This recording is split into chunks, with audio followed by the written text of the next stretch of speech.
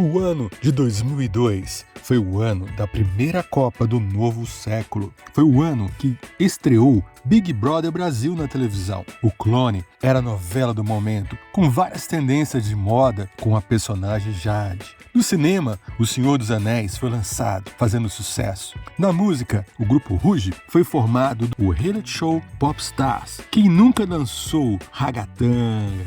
Os tribalistas lançaram também Já Sei Namorar. Quem cantou junto essa música? Foi o ano em que morreu Claudinho, da dupla Claudinho e Bochecha. George W. Bush era o presidente dos Estados Unidos e no Brasil, Fernando Henrique Cardoso era o presidente. A moda era o piercing no umbigo. Nota de R$20 começou a circular no país. No futebol, os times que mais tinham se destacado desde a última Copa eram Corinthians, bicampeão brasileiro e do Mundial de 2000, e Palmeiras, que tinha chegado a 2 finais seguidas da Libertadores, sendo campeão em 1999. O Brasil já era tetracampeão e ia em busca do Penta. Desacreditado após 1998 e após várias campanhas difíceis antes da Copa de 2002. Mas como num filme, a história foi de Hollywood e nós vamos descobrir tudo sobre ela. Saudações, grandes champions! Eu sou Sheldon Starks e esse é o canal Nerd Tudo. Sejam bem-vindos! A seleção brasileira de futebol de 2002 iria para a primeira Copa do Mundo, disputada no continente asiático. E era uma coisa diferente, porque seria em 2 países, na Coreia do Sul e no Japão. Mas como falamos no outro vídeo sobre a Copa de 1994, vamos começar pelos momentos que antecedem esse evento épico. Como o Brasil chegou? Como estavam os jogadores do Brasil, que eram os destaques? Vamos lá, preparados? Apertem o play! Vínhamos de uma vitória em 1994, nos Estados Unidos, em que finalmente conseguimos o tetracampeonato, comandado por Romário, Bebeto, Dunga e Tafarel. Dessa geração de campeões, o nome despontava mais que os outros. Ronaldinho, que depois se tornaria Ronaldo Fenômeno. O jogador mais midiático de todos, com seus dribles, inteligência e gols. Bastante gols. Ronaldo, que depois de jogar no Cruzeiro, logo após a Copa de 94, transferiu-se para o PSV da Holanda e tempos depois para o Barcelona da Espanha. Engraçado que foram os mesmos passos que Romário, os mesmos que ele tinha feito. Saiu do PSV e foi para o Barcelona.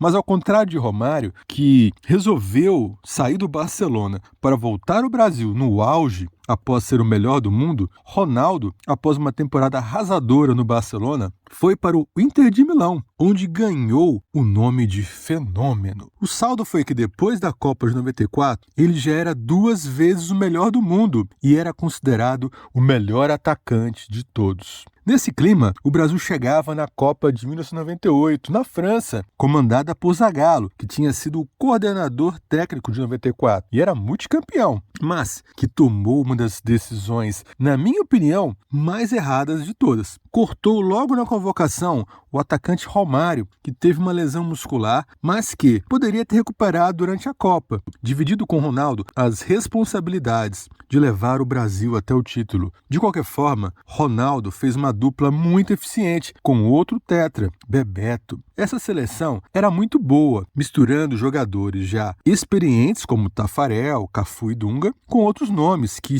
surgiam muito fortes, como Rivaldo, Roberto Carlos, Dida e Denilson. O Brasil foi superando cada etapa até chegar na tão esperada final contra a anfitriã França. Tínhamos feito uma campanha boa, mas não espetacular. Até então, com 4 vitórias, 1 empate e 1 derrota. E sabíamos que, pela tradição, que todas as Copas que o Brasil foi campeão, nunca perdeu nenhuma partida. Mas enfim, superstições à parte, tínhamos o melhor jogador do mundo no time, Ronaldo. Só que os deuses do futebol mudaram o roteiro dos otimistas. 2 horas antes do início da decisão contra a França, o técnico Zagallo anunciou que Ronaldo Fenômeno não jogaria. Ninguém entendia o que tinha acontecido. Seria lesão do joelho? Seria um mal-estar? Edmundo seria o titular no ataque junto com Bebeto. Tempos depois, saberíamos que Ronaldo sofreu uma espécie de convulsão, provavelmente ligada ao estresse alto da partida. Os exames que ele fez em Paris foram normais,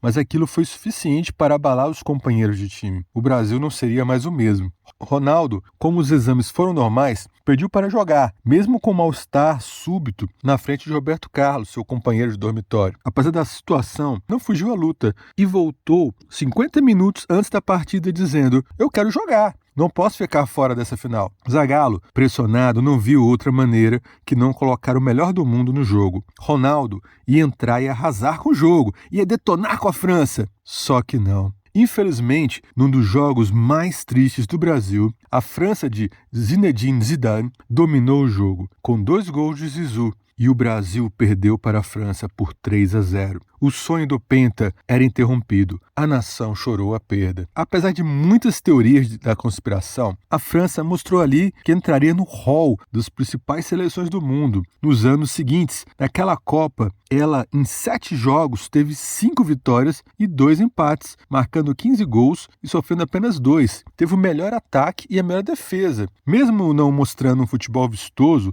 ganhando no sufoco em alguns jogos, ela superou o Brasil. Éramos o segundo lugar. Como dizem, era levantar a cabeça e dar a volta por cima. Superação, determinação, era esperar a próxima Copa, em 2002. No entanto, para chegar ao Japão e à Coreia do Sul, a seleção brasileira teve de passar por muitos altos e baixos, muitos baixos momentos, maus resultados, críticas da torcida, troca de técnicos e o clamor por Romário, novamente ele, foram fatores que quase causaram a ausência do Brasil na Copa do Mundo de 2002. Em 4 anos, 4 técnicos. Após a traumática derrota para a França, a preparação brasileira se voltou para os Jogos Olímpicos de Sydney, em 2000, onde o Brasil buscaria uma medalha inédita. Para a missão, contrataram Vanderlei Luxemburgo, que era um técnico multicampeão pelo Palmeiras e Corinthians, comando técnico da seleção no lugar de Zagallo, e teria 2 anos para encontrar o time ideal. Em seu primeiro ano, à frente da seleção, Luxemburgo conquistou a Copa América, mas perdeu a Copa das Confederações.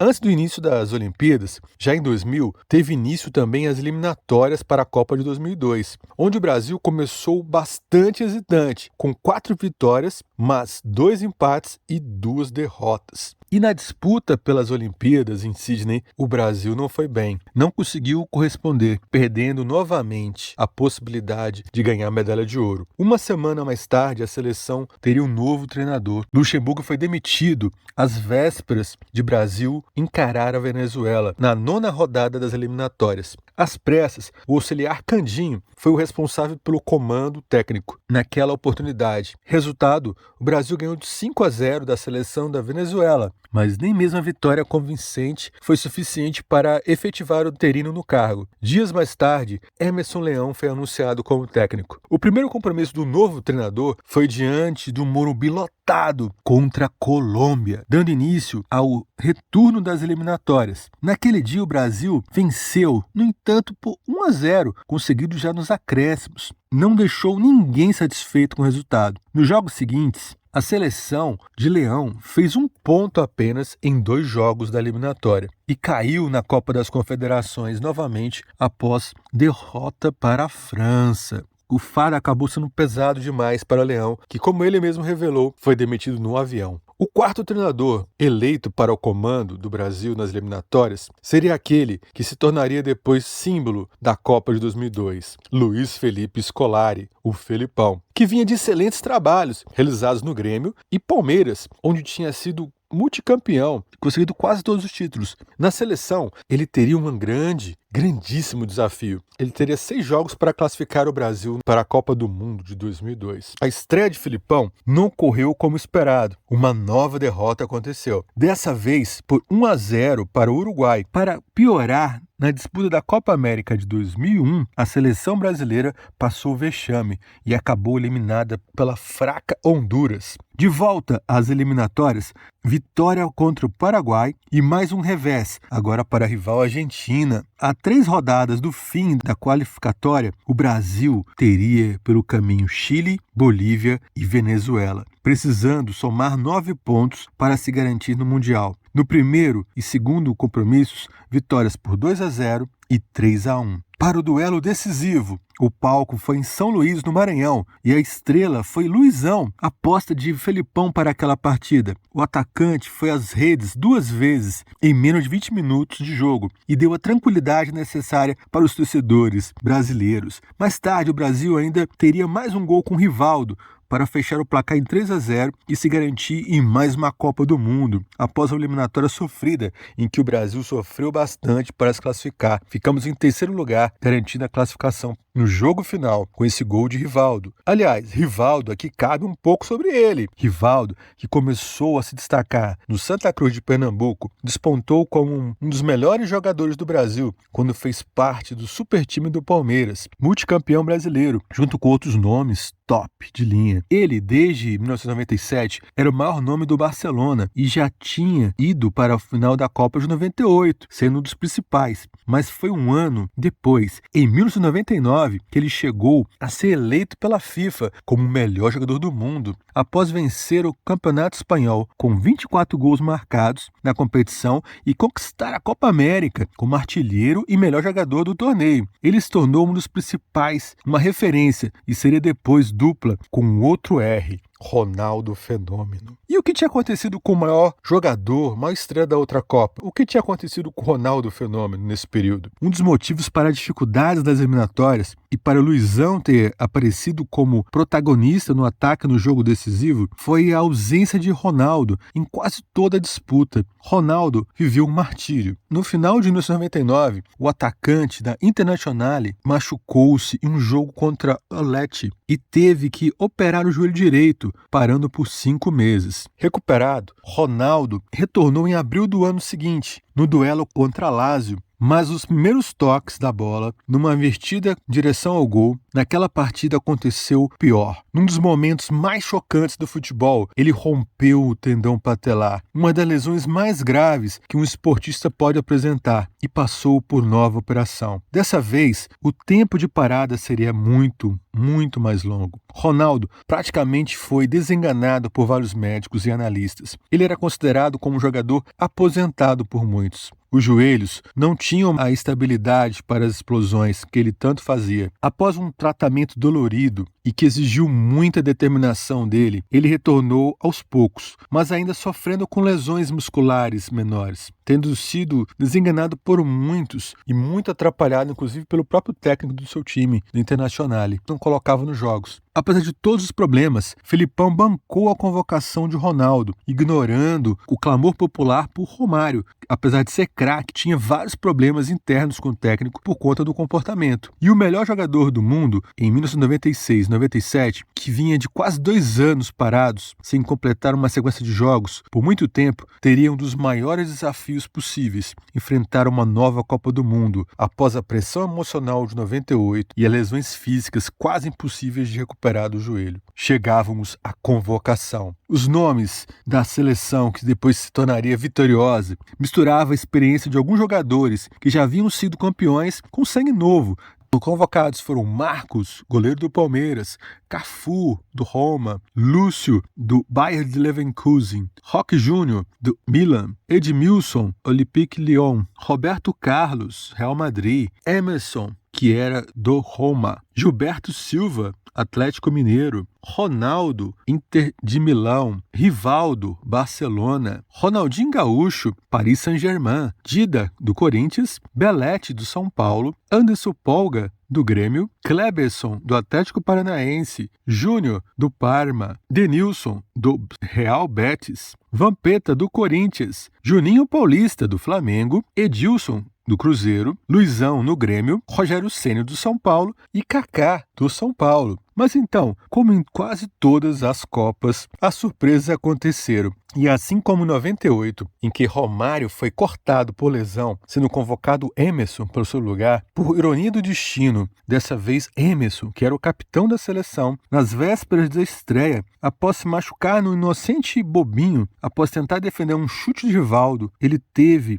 luxação do ombro, sendo cortado às vésperas da Copa, e foi convocado para o seu lugar Ricardinho, do Corinthians. O que poderia ter abalado o time montado pelo técnico Felipão logo no início, por esse susto, não desestabilizou o time. A partir daquele dia, outro nome assumiria o papel de capitão: Cafu. Começávamos, então, após tantas surpresas, a Copa de 2002. O primeiro jogo do Brasil na Copa de 2002 não foi fácil, mas nada fácil. Mas nada é fácil no caminho das glórias, né? Diante da Turquia, a seleção saiu em desvantagem com o gol dos turcos, mas buscou igualdade com Ronaldo e após um pênalti mal assinalado, já no fim da partida, Rivaldo fez 2-1. Os gols da dupla deram a tônica do que seria o Mundial, uma exibição de gala dos dois. Nesse jogo, Rivaldo agiu até de malandragem, simulando que tinha sido agredido no rosto pelo jogador turco. Se tivesse VAR na época, daria problema. No segundo jogo, no compromisso seguinte, uma tranquilidade contra os chineses. 4-0, com direito a